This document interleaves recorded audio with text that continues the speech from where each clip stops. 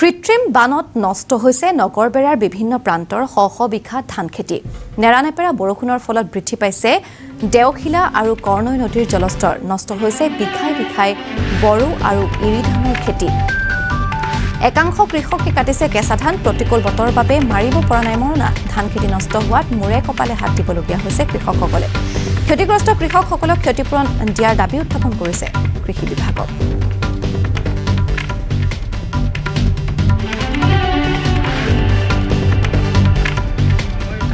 অলপ ধানবিলাক কাটিছে না?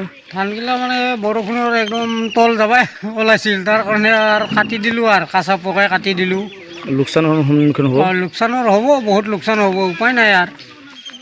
চবৰে এনেকুৱা হৈছে? চবৰে এনেকুৱা হৈছে। কিমান বিঘামান হ'ব এনেকুৱা?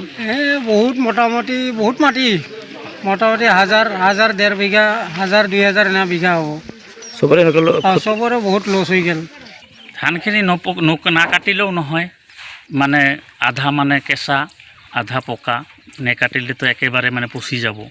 সেইকাৰণে মানে আমি আধা কেঁচাই আৰু যি পাং সেইখিনিয়ে কাটি আছোঁ আৰু। চবৰে এনেকুৱা নষ্ট হৈছে না? চবৰে হাজাৰ বিঘা মাটি, আপোনাৰ ধৰক নগৰবেৰা, জামলাই, চিধাবাৰী, চুতাৰপাৰা, আপোনাৰ বিদ্যানগৰ, কল্যাণপুৰ, গোটেই মানুহৰ মানে ক্ষতি সাধন। বৃহৎ পথাৰতে নষ্ট হৈছে? বৃহৎ পথাৰে নষ্ট হৈ গৈছে। প্ৰতি বছৰে এনেকুৱা হয়নে? প্ৰতি বছৰে হয়, কিন্তু প্ৰতি বছৰতকৈ এইবাৰ অলপ বেছি হৈছে।